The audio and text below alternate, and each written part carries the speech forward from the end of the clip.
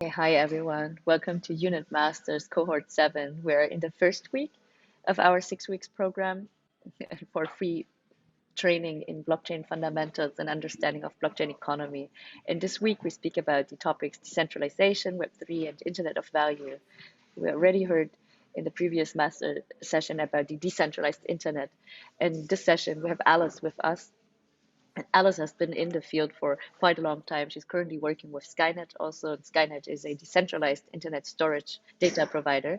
So it's not too far away from what we learned in the first session. But also, apart from that, Alice has been a very vocal advocate of bringing female change makers, for example, into the industry and speaking about how actually the industry is transforming society.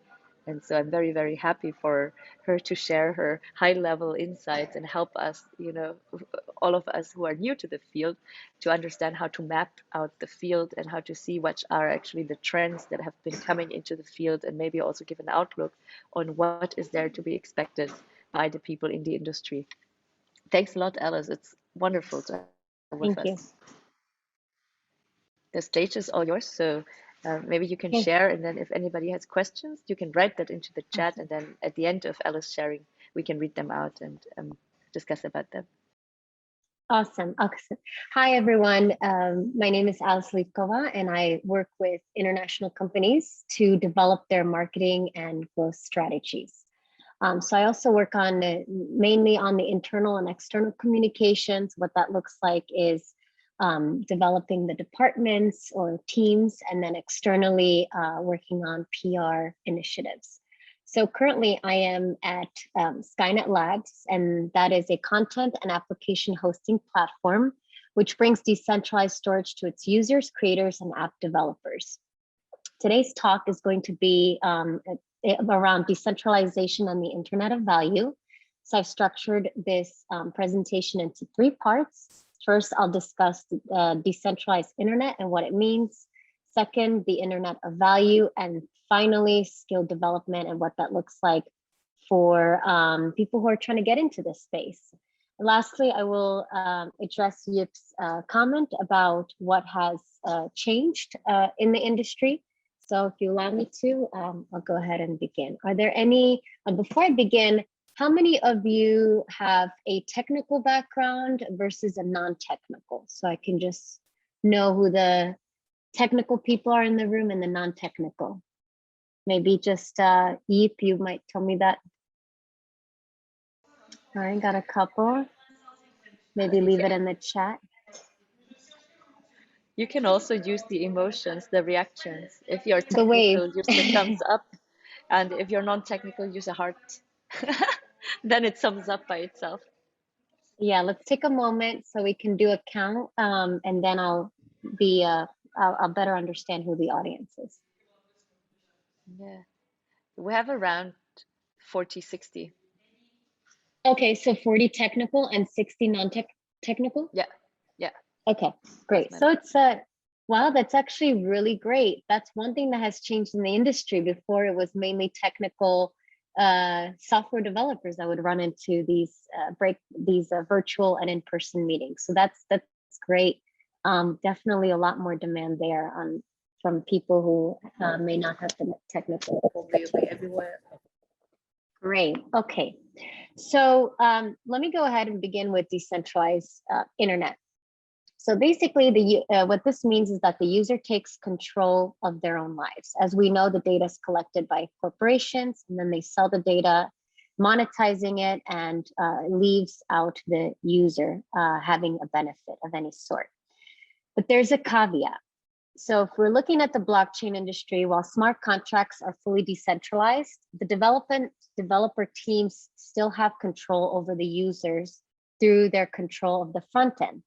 So what this means is that the dev team has the power to do malicious activities.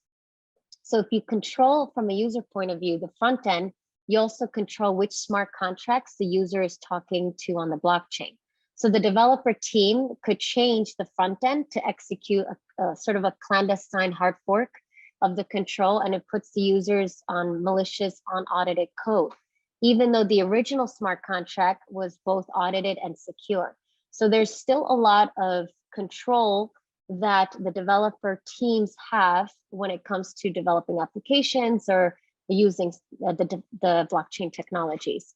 So for the user to have a truly decentralized experience and for the internet to truly be decentralized, they need to control their own front end. So at Skynet, we launched Homescreen, which is basically a new application on Skynet that allows users to fully decentralize their Web3 front end. Are you guys following me for a second? You good? Awesome. All right, so Internet of Value. So the next topic, basically what that is a concept proposed by originally Ripple, which envisions a world where value moves and is exchanged like information is exchanged today via images and text messages. The Internet of Value can enable the exchange of any asset that is of value to someone, including stocks, votes, frequent flyer points, securities, intellectual property, and much more. So you see there's a lot of opportunities for the Internet of Value and what that really means across industries. So what does that actually mean for businesses? So to build a business around digital asset classes requires a lot of things: reliable internet and enterprise grade private infrastructure. Because at the end of the day, assets are still what defines a business.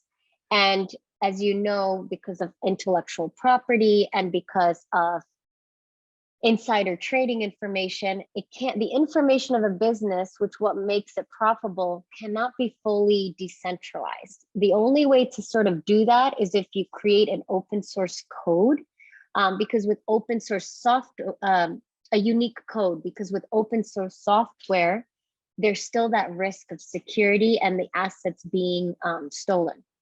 What will be actually interesting is to continue to see where technology goes. Will we be using more of open source software, or will we be using more of original code for creating these asset classes? I think what is also interesting is, give me 1 second, that blockchain is a catalyst for the finance and tech industries. And so since we're talking about asset classes, traditionally, which is a financial instrument, the technology should ensure some sort of safeguard. Because at the end of the day, when we create a framework around technology, it's still not enough. The technology has to create some sort of mechanism to safeguard the asset classes of a business. My final point, because I'm trying to keep this presentation as brief as possible, so we can go ahead and open the floor for some questions. And my final point is skill development and what that really means for the talent. Nowadays, it's not enough just to look for opportunities using LinkedIn. A lot of the networking happens in person. A lot of the, it's very difficult to understand how this technology, how blockchain technology works or cryptocurrencies. From a technical point of view, the best way to get involved is participate in hackathons, because then you can learn about the community, you can learn about the product, and you can kind of get a first hands-on experience on what the technology can do. If you are not a technical person, although I went to a very technical school, my technology knowledge is just baseline. Like I'm more on the non-technical side of things. And how I got involved in the industry is I looked at, okay, what does the technology do? And I would pitch the technology to like a 3-year-old or to my grandmother. Because this way it's just not enough to hire for technical roles. We still need the non-technical people to be able to communicate what the technology does, and more importantly, what are the benefits to, let's say, regulators or to the high school teacher, right? So there has to be that equal weight put on career development for both non-technical and technical roles within this fintech sector. Now, lastly, to answer your point, to your question about how the industry has changed, there's been a lot more regulation on exchanges with KYC, There's been a lot of policy updates. The biggest issue that I have right now with the industry is that if you get hacked, which exchange is actually, like, who is held accountable? Is there an insurance policy where, if, like a bank, if your money gets stolen, then the bank covers it, reimburses you? We still don't have that available for large sums of cash. I think Coinbase has, I think, a $25,000 insurance policy. I have to check that. But you know, that's still what gets people skeptical, is the security of that asset. And then the communities. And then the last point around the changes in the industry is we have a lot of communities that are growing in silos. So the communication happens on Discord, Telegram, and then when you're trying to address the needs of the community, it's very much siloed, and that creates a lot of disconnect in communication and team vision and goals. So there's still a long way we have to create that product market fit, where the blockchain companies and the cryptocurrencies can actually be a sustainable long-term company. So that's pretty much sums up my talk today on topics of decentralized internet, the internet of value, the types of skill that we need, and the changes in the industry. So the floor is yours, ladies and gentlemen. I welcome your questions. That's super amazing. So while you guys are writing your questions into the chat, use Alice as a resource, really a mentor who's been in the field for a long time. Maybe Alice, you can share a little bit about your personal story, like what brought, like how did you enter the industry and what kept you working with it? What's actually so beautiful about it? Yes. So this is always, I think it's a very common story of how I entered the industry. Typically, either you make money with Bitcoin or you've lost your money. So for me, I was starting a business in Chicago. I needed a way to pay for my business expenses, quite frankly, pay my rent. I asked my friend, how do I invest in something that will get me money in 30 days, X amount? So she said, look at Coinbase. And I Googled the company, downloaded the application, invested in about, this was in 2017 when Bitcoin was, I think, 1100, maybe 900. And I bought some Bitcoin in August. And by October, there was that spike where Bitcoin was peaked at $21,000. So I maxed out my credit card, bought more Bitcoin. And then I was trying to purchase the Neo coin using the Bittrex exchange. Somehow I couldn't, I had a technical difficulty. So I called Bittrex customer support, and just like with Apple Care, Apple support, you end up sharing your screen like a team with TeamViewer. I did that with my Coinbase wallet with this developer who ended up being a hacker with an IP address in Ohio. He was a Russian hacker, and cleared my account. So I got really excited on learning how to protect my assets, because I knew that someone with some basic level of technology understanding, if this was happening to me, then it must be happening elsewhere. And I found that year in 2018, 17, 18, about 30 million exchange and wallet accounts have been compromised. So I began coaching people about what this blockchain technology is, how to protect assets, going to these meetup events. A lot of them were, you know, maybe if there were 100 people in the room, there were 4 women. There were also that, like, the seedy underbelly of blockchain is, of course, you have like the drug dealers, or, you know, unfortunately the criminals that can't have, and the way that I define criminal is just based on, like, you know, somebody that has committed some sort of crime that no longer can have an equal sort of participation in job market, because he or she is restricted in how they can access the job market. And so you have your ID is tied to your criminal record. So it gave an opportunity of people that have a criminal record to enter the space because they couldn't get a job. So I met a lot of these people. And then over time, I noticed a lot more women were interested in the industry. And I saw that a lot of women were actually starting their own businesses and incorporating crypto as a form of payment. This is not new. This has been around even in 2014. There was a company that paid women in Afghanistan for their digital content work. This is because the US company could not get US dollars. They couldn't pay them in US dollars. So they began using Bitcoin to pay these women. A total of 300,000 women in Afghanistan were paid with Bitcoin. This was 2014, 2015. So that's when I truly understood the social impact of this technology. Because if you go to parts of Saudi Arabia where women can't drive, now they've updated that regulation, I think as of 2020, I want to say, 2019. You know, how do you get somebody to open up a bank account, right? Like you can't even, the woman can't get to the bank because she can't drive. And then there's restrictions to open up an account because of your gender. So the alternative only makes sense for Bitcoin, for banking is Bitcoin. And that's what really got me to stay in the industry. I started a PR company in London because of my education, my work in education.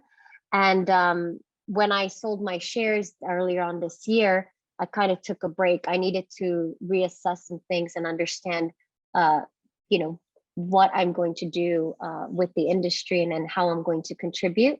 So I moved to California, started developing content for my novel. And a friend of mine just said, you know, you should definitely come back to the industry. I was skeptical just because of all the hacking and, you know, some negative experiences I have had. And I said, you know, why not? Why not go back with a fresh lens and being able from zooming in, zooming out, and then being able to zoom back in. And what was cool is, first of all, number one, I see a lot more women in the space. Number two, a lot more diversity, not just women, but people of different sexual, racial, and ethnic orientation, which has been great. And I have seen a lot more use cases for decentralized application on the Ethereum, which that's one of the reasons why the value of Ethereum continues to rise. And there's a lot of things that spring from blockchain technology, like Web3 applications, NFTs, and in general, a lot more coins. I think when I started, there's been 7,000 cryptocurrencies. Now, last time I checked is 11,000. Correct me if I'm wrong, and probably more than that now. And that's sort of what keeps me excited, because I see a lot of creatives in this space, and people are just fed up with the state of the financial industry. They don't have as much faith in it. And I think that this industry is driven by the younger generation that, you know, they don't even open up bank accounts. Or if they do, they open up a bank account so they can link it to their Cash App and Venmo so they can buy Bitcoin. So I think that we underestimate the network effects of this industry, and that's what keeps me entertained and excited, and to continue to be that example for others. Looking at the market from a bird's eye, how would you classify or categorize the different market elements? Right? Within the is the fintech market space? actually made of?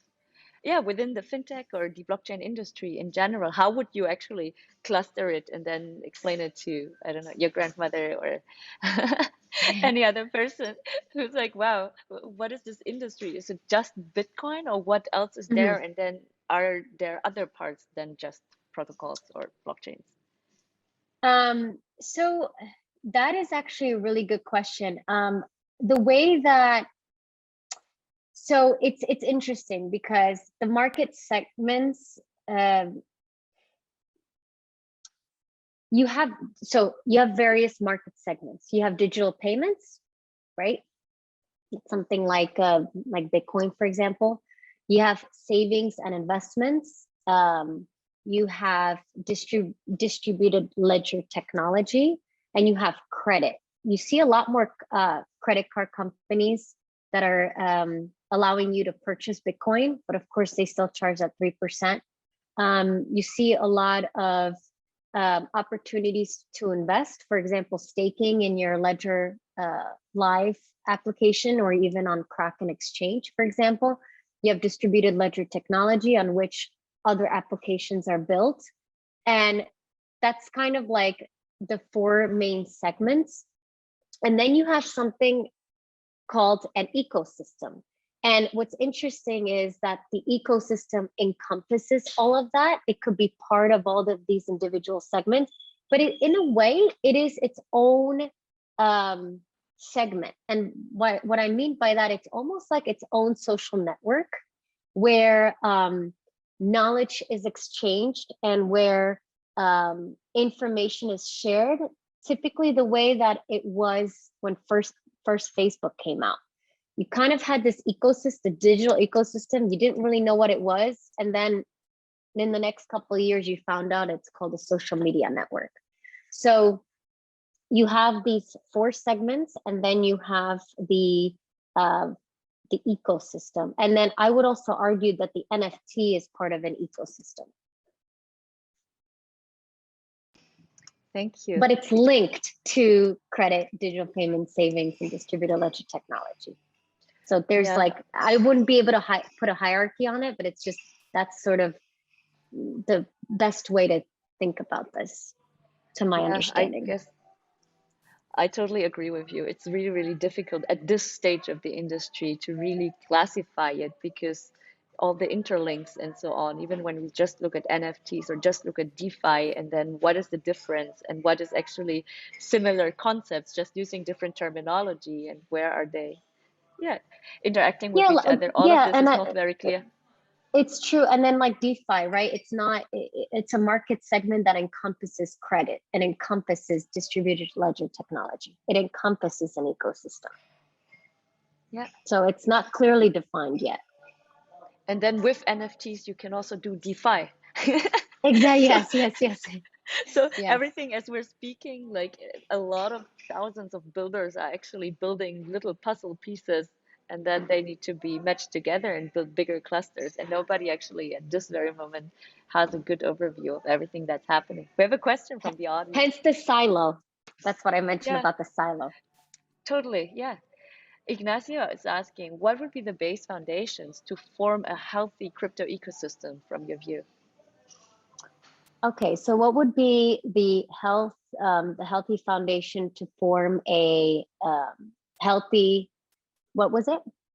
A healthy crypto ecosystem. I guess the question is, what should we actually build so that we can make sure that the ecosystem that we're all building together right now is a healthy or thriving one?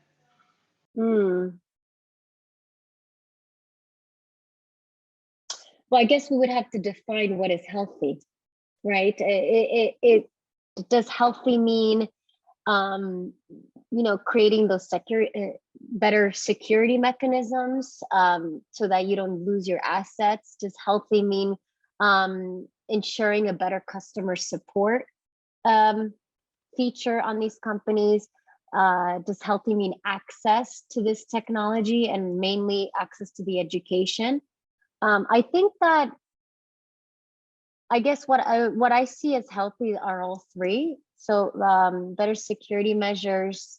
There's still that barrier to entry. So continue to educate the public. And mainly the way to do that is creating better UX UI design that is more, that's a foundational piece, the UX UI design. So it's so the user can have a better experience, right? And this is another thing that I have seen change. I have seen that, Kraken has improved their UX UI design. Same thing with Coinbase, and a lot of these wallets are a lot easier to understand and to interface with. And that's healthy because you have everything is based on trust, right? Like, you do business with people that you trust. You like people because you relate to them. So far, this technology is still not relatable. And I think it's something like when when PayPal first came out. We didn't know what a digital payment was, but it was seamless to send a payment over the internet. And I think that when we create a seamless process and we really pay attention to the news, meaning that the news has its own agenda, media has its own agenda, and not everything that's news is newsworthy. So I think it's also about I think the healthiest approach to this is always self-education, like educate yourself, connect with experts that you trust, and play around a little bit with the application and join some hackathons. Even if you don't have that technical background, you can still enjoy the hackathon because you'll learn something new. I hope that answers your question. Totally. Very understandable. Min Huang had the question, and you mentioned some of the answers already, right? What are the challenges for crypto blockchain mainstream adoption? You mentioned UX, UI already, better customer support, better security. Do you see also other, like, external trends and so on outside of the industry that need to be there for the industry to thrive? Yes, regulation. I keep coming back to it because it's the regulation is a little bit too slow to I think that regulators underestimate how fast this industry is developing, and it is mainly due to supply and demand. Like if you look at it, COVID is an prime example of what helps the industry, because people at the end of the day, if depends who you are, right? If you are afraid of COVID and you want to minimize your exposure, you tend to do a lot of work from home, for example, and then you get comfortable with using digital products, and then you start getting comfortable with understanding alternative ways to interface with the internet, right? Whether it's work, whether it's payments, whether it's ecosystems, communities. So this is a perfect opportunity for people to learn about this space. The other thing too that COVID has done and improved the industry is, there's been a lot of people that, due to health reasons, if they've been exposed to COVID, they lost their jobs. So they're looking for alternative ways to earn income on the internet. And they also learn about the blockchain space this way. And then because of this ecosystem, you have a lot of support, because there's been mental health has been on the rise. And what these ecosystems do, not just educate you about cryptocurrencies or what it could do, but it's also created that social support. I know that for me, I've been one of the earliest members on Women in Blockchain International, which is a Telegram group. And Yip and I have actually met on that group, I believe, or a subset of that group. And you see a lot of people supporting one another. Yip showed up to my event in Lisbon. I showed up to her event today. And I think that we still underestimate the importance of that social capital, and that will continue to grow. So that's actually healthy in my case, in my opinion. And so I think COVID has been a good, I know we focus a lot how COVID is negatively impacting our lives, but it's actually creating ways for us to restructure human bonds and the way that we even educate ourselves. And I think this will continue to stay this way. Yeah, you already mentioned about how to look at COVID, right? We always can look at different perspectives. And we have a question from Christopher, who refers to the narrative in context of big institutions. The question is, what's your perspective on how these players will participate in the narrative, and would there be a risk of them taking control over the narrative? If so, what kind of impact would that have? Would it be good or bad? Great, that's a great question. So right before John McAfee died, I worked on a project with him out of Dubai. Right before he died, he mentioned this was in person, and also it was reported on the news, that Bitcoin would reach an amount of the value of $300,000. Now, I remember when I spoke to people in the finance industry, that would say that cryptocurrency is not a currency and it is not a form of payment because there's no title, and that's debatable. What is a financial instrument in the first place? And there's been that discussion of what Bitcoin could be, but a lot of those discussions has been around like the value of a thing called Bitcoin. Now, most of the professionals in the financial world kind of see it as gambling. Bitcoin investing is still gambling. Like with investing, it's you invest in something that you're willing to lose. Like you don't sell your house to put all your money into Bitcoin, and people do that, by the way. You want to be a healthy investor, right? So you invest in something and always take out what you've gained, and you keep the principal, and then you live off the dividends, let's say. But if you lose the Bitcoin, you've already withdrawn what you've invested. Now, the reason I just go back to Bitcoin because it's just an easiest example.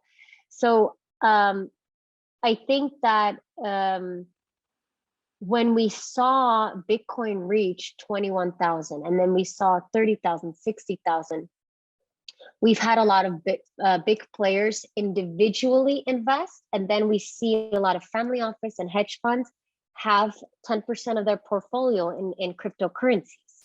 So they're kind of, the financial advisors are saying, we only allow 10% because we understand the risk. And, so they're slowly incorporating cryptocurrencies into their portfolios. Now, in the last year, I have seen an insane amount of digital banks and digital hedge fund, traditional funds investing in blockchain companies.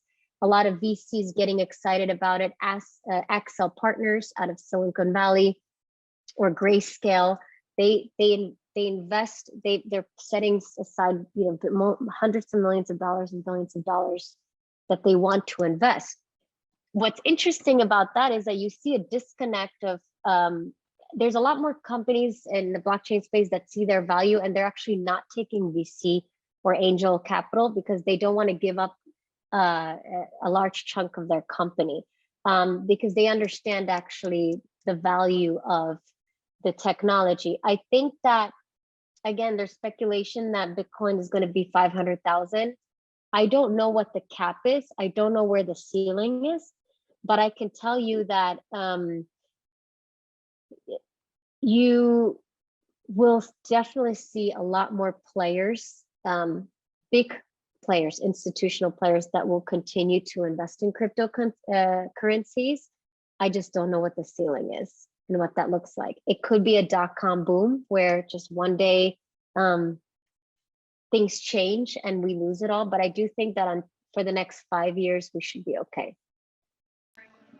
Yeah. Do you want to share a perspective about players such as like centralized player with a lot of market power, such as Facebook entering the field? Do you see that as a risk to the decentralization movement that has been built over the past, maybe 10 years or so? Because I've been here in Lisbon attending these conferences, and people are like heatedly debating. Some people are saying, no, Facebook is gonna take over, they will ruin everything because they have so much money, and others are like, no, we are just so decentralized and we have the best talents on earth. This cannot actually, we're strong enough to be resistant to that. What's your view?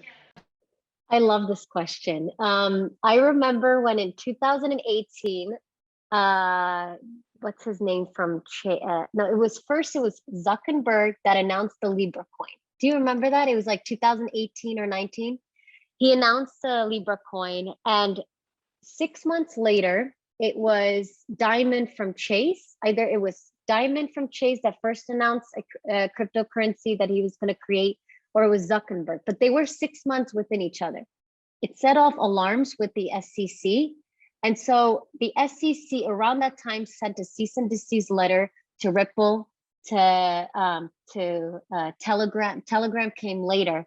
Telegram got the cease and desist letter. And what that means is like the SEC saying, no, you can't launch a token. And so around that time when Facebook made that statement that it was going to launch Libra token, that was shut down. So it's still, at the end of the day, you still have the SEC, and the SEC is incredibly powerful. I believe that you will definitely see a lot of competing technologies because of the network effects, right? NFTs, that started last year, it gained such momentum. Yes, Facebook has over 1 billion users. We still don't fully realize the network effects of crypto. And whether or not we're gonna have the world's most talented software engineers at, company A in the blockchain space, or they continue to stay at Facebook, we don't know. But what we do know is that what really attracts talent is the benefits, because when you have a demand for good talent, you can't just give them a good salary. You got to allow the dogs to go to the office. You have to, Google has been able to retain talent because they allow a really good paternity and maternity leave, a parental leave, and they allow women to freeze their eggs. They allow days off for the husbands or the partners to accommodate women during these procedures. So it's going to be a question of like, how do we accurately compensate talent? And that's going to be definitely a bigger discussion, because we currently have a deficit in the United States on talent for software engineering. And it's a very steep deficit. What's also interesting is that we're getting a lot of talent from from emerging markets, and they're getting increasingly more say in granting visas and how do we properly compensate talent. So I would be, I think that even if Facebook launches its own coin, I wouldn't think that you have nothing to be afraid of by getting your feet wet. Let's just put it this way. By trying out a different technology, trying something new, because no company is too big to fail. No empire is too big to fail. And at the end of the day, what's going to demand the leader of any technology is its user base, and how dynamic and innovative the technology continues to be. And what we see in the blockchain space is that there's so much innovation. Just look at what happened with NFTs. So I think that will definitely, the blockchain and crypto market could definitely be a competitor to Facebook because of its network effects that are just going in multiple directions. It's very dynamic. So that's the best that I understand, I think. It's really, really interesting to be watching this discussion with the metaverse and so on straight from the beginning. And we will see over the next months and years how that will play out. Nobody really knows the answer at the moment. And this is very exciting that all of you are also entering the space or already active in this space and helping to shape the narrative of the future and picking your side of the game that you want to play. Let me just scroll. Anke is asking, what's your view on China's approach to crypto and blockchain, in case you have any? I currently don't have a view about China, just because there's been so many changes from an international trade perspective to a supply chain perspective. And I think that the best person to answer this question is somebody who understands like US-China relations, because it's a mess. Like, all I could tell you that. It's just a mess. Then there was a question regarding, and maybe this is because also we are a unit masters in education program, right? So people come here to learn also basic terminology. And one question from Kritika was, hey, I recently learned that blockchain is a subset of distributed ledger technology. Do you have any example to describe DLT the way we would use like Bitcoin as a use case for blockchain? I think say that's that, maybe building. Say that again. Do you have any like easy way to describe what is distributed ledger technologies compared to blockchain? Well, I think this is a very good question for one of our technical folks on the call to be able to explain the difference. I'll give it to them. That's actually a very good call, so we can get also a bit of community engagement. Anybody want to um, give it a shot to share with the rest of the community what's the difference? Can't see anybody raising their hands. I can call you. I think we I have think Anki. okay. I think it's Corda, said somebody. So okay, let me give it a shot. So you know how Alice mentioned earlier, not every news is newsworthy, right? Oh, we have Paul here. Maybe Paul, you go first, and then I'll wrap it up. Yeah, I like some community engagement. Yeah, Go ask to ahead, Paul. unmute. I think you could Uh, also, you yeah, have to I think you unmute could yourself. unmute them. Oh, I tried to do that Okay. now. Okay. Can you hear me There now? you go, Paul. Yes. Hi, Yeah. Paul. Hi, everyone. Good Hi. to see all of you. Thank you. Yeah. Now, for me, I think a good example would be the internet. Would be a very good example of DLT. Because basically, it could be anything from a database to a network. But the main thing is that there should be no central control. So for me, that would be a good example. So I don't know if that answers it. Back to you. Thank you. Okay, we have Anoa who also raised her hand. Anoa, do you want to unmute yourself? Yes. Hi. Hi. Hi.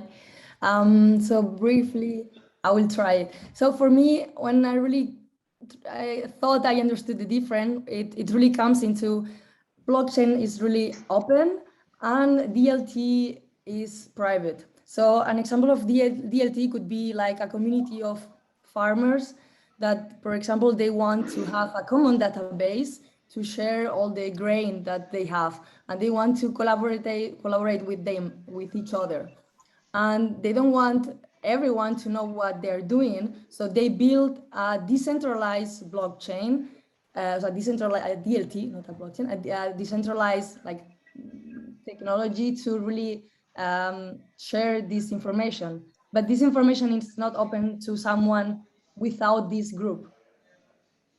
That would be an example. Okay, thank you so much, everybody, for contributing. So Paula also wrote, DLT does not have to create cryptographic chain.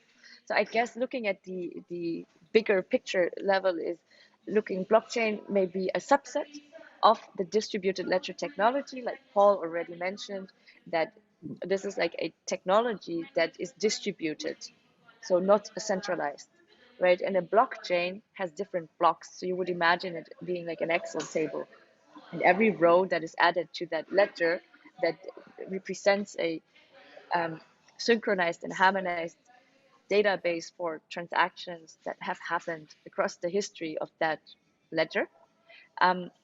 Every time you want to add a new row or a new block, there are certain different mechanisms to make sure that, because there is not a single actor in the center, this data can still be fed in, and we have a mechanism to encrypt it and to make sure that the data is right, like it is correct. Validated. And Yep. I think Valid. we will talk about these concepts actually in week 3 of Unit Masters. So until then, I think Kritika, you were right saying that blockchains is a subset of distributed ledger technology. So every blockchain may be a distributed ledger technology, but not every distributed ledger technology is necessarily a blockchain. In the way, like Alice mentioned earlier, I think like there's a lot of news, but not every news is newsworthy. Right? So you can think about not every blockchain is maybe blockchain worthy, because like not every use case is blockchain worthy, but this is a discussion maybe we can have in the later stages of this Unit Masters program. We're currently in the introductory phase, trying to understand even decentralization, distribution, and the internet of value. Okay, I think, do we have any other questions here. If not, we'll go actually into the breakout rooms for just 8 minutes in small groups, and you can just chat with each other about your learnings. This is super important. We wish that you use that few minutes to introduce yourself, get to know the community, but also share one or two key insights you had, so that together we learn faster. Alice, if you want to stay with us, that would be appreciated, and then we can wrap up, and then we come together for a quick, key takeaways. And I give the stage to you to share with the community what you want them to take away from the session in like 30 seconds. When we open the breakout rooms, and it's randomized, so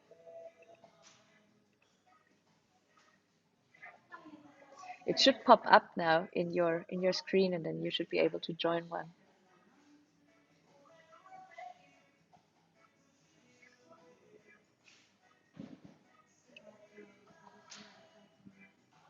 It's all about just showing up. Okay, Alice, stage is yours for the wrap up of our session today. The wrap up. Okay, well, first of all, thank you everybody for taking the time out of your busy schedules to join this talk. I know that there's a lot of information. I know that it's a new industry. There's a lot of excitement and also anxiety because the learning curve is quite steep still. However, give yourself some credit and applause for showing up and asking those questions. Yip and I are at your disposal. So any other follow-up questions, please reach out to us. We'll do our best to connect you to the appropriate people and just in general to the educational material so you could continue to learn. And best of luck to you all, whether you're starting a company or you're consulting with your government. And even more importantly, if you're just getting your feet wet with, let's say, NFTs, continue to learn, ask those questions, and I really, really appreciate your time today. Thank you. And Yip, thank you for inviting me to this talk today. And you're a prime example of paving it forward and also providing the educational, the incentives for people to learn more about this technology. So it takes a lot of effort and courage, and continue to move forward with this. So I appreciate you very much. Thank you, everybody. Thank you, everyone. Please fill the mentor survey, because you will need to every day recap what you kind of learned with the speakers that were here, like Alice and so on, so that over 6 weeks you kind of keep track of, what was it now, what is the new blockchain economy, and you get a certificate for attending and completing the Unit Masters program. So thanks, everyone. Thank you, Alice, so much for your inspiration, and see you, everyone. See you soon again. Bye-bye. Thank you.